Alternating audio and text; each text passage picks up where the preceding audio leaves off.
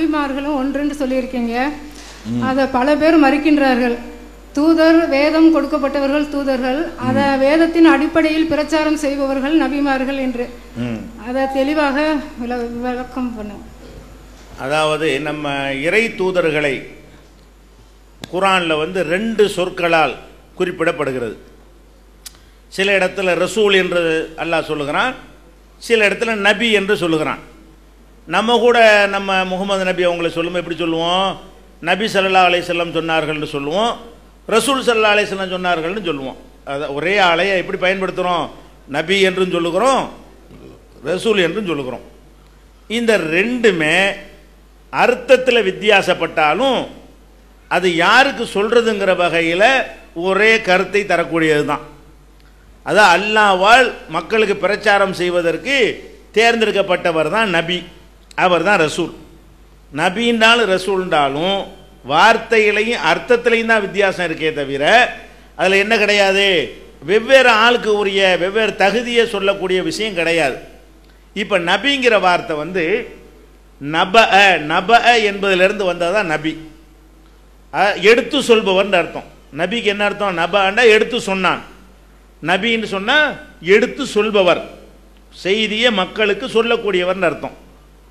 இது மக்களுக்கும் அவருக்கும் உள்ள தொடர்பு. இது ரசூல்டா என்ன? தூதர்னு அர்த்தம். ரசூலுக்கு என்ன அர்த்தம்? தூதர்னு அர்த்தம். தூதர்னா வாங்குறவர்னு அர்த்தம். நபின்னா சொல்றவர்னு அர்த்தம். ரசூல்னா நான் ஒரு ஆளுக்கு தூதர். ரசூல்னா என்ன அர்த்தம்? அவரிடமிருந்து செய்தியை கொண்டு வந்திருக்கேன்னு அர்த்தம். நீங்கள் ஒரு ஆளுக்கு ரசூலாக இருந்தீங்கன்னா என்ன அர்த்தம்? நீங்கள் அவர்கிட்ட மெசேஜை கொண்டு வந்திருக்கேன்னு அர்த்தம். முகமது நபி அல்லாஹ்வுடைய தூதர்னா அல்லாஹ்கிட்ட மெசேஜை கொண்டு வந்திருக்காங்கன்னு அர்த்தம். அப்போ ரசூல் என்பது அங்கேருந்து செய்தியை வாங்கினவர் என்ற அர்த்தம்.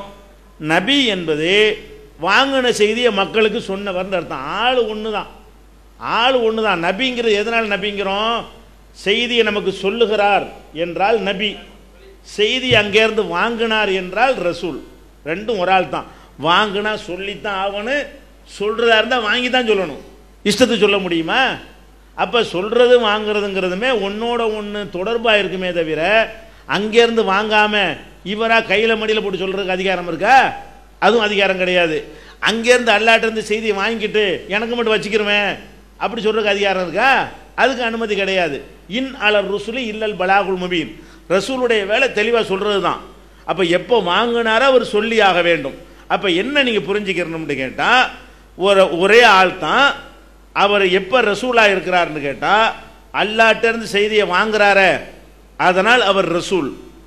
எப்போ நபியாக இருக்கிறார்னு கேட்டால், வாங்கின செய்தியை மக்களுக்கு கொண்டு சொல்கிறாரு, அதனால் நபியாக இருக்கிறார். அப்போ நபின்னு சொன்னால் அல்லாஹ்விடமிருந்து வாங்கிய செய்தியை மக்களுக்கு சொல்கிறவர்னு அர்த்தம். ரசூல் என்று சொன்னால் அல்லாஹ்விடமிருந்து செய்தியை வாங்கினவர்னு அர்த்தம். அப்போ வாங்கினவர் சொல்லத்தான் செய்வார், சொல்கிறவர் வாங்கி தான் சொல்லணுங்கும் போது ரெண்டுமே ஒரு ஆளுடைய 2 டியூட்டி, 2 வேலை. ஒரு ஆளுடைய அங்கேருந்து வாங்கிறது ஒரு வேலை, வாங்கி அதை கொடுக்கறது ஒரு வேலை.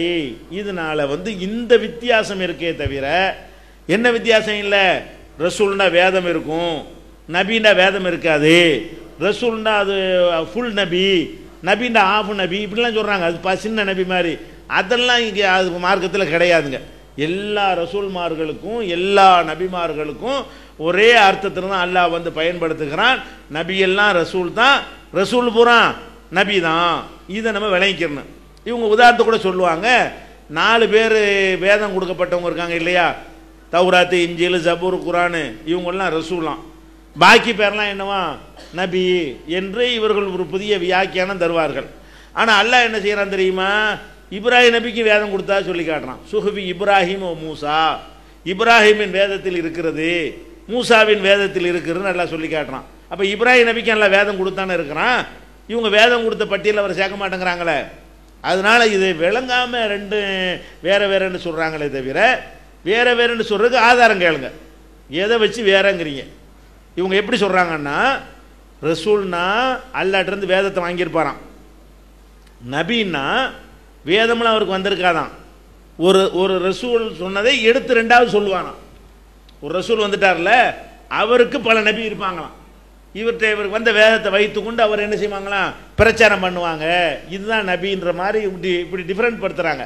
இப்படி டிஃபரெண்ட் படுத்துவதற்கு எந்த வசன ஆதாரமாக இருக்குது? ஒரு ஆதாரம் கிடையாது. இது நபி ரசூல் பற்றி என்ன செஞ்சிருக்குது? உங்களுக்கு ஈமானின் கிளைகள்ங்கிற தலைப்பில் நபி ரசூலுக்கு எந்த வேறுபாடும் இல்லைங்கிறது தெளிவாக நினைஞ்சிருக்கிறோம்.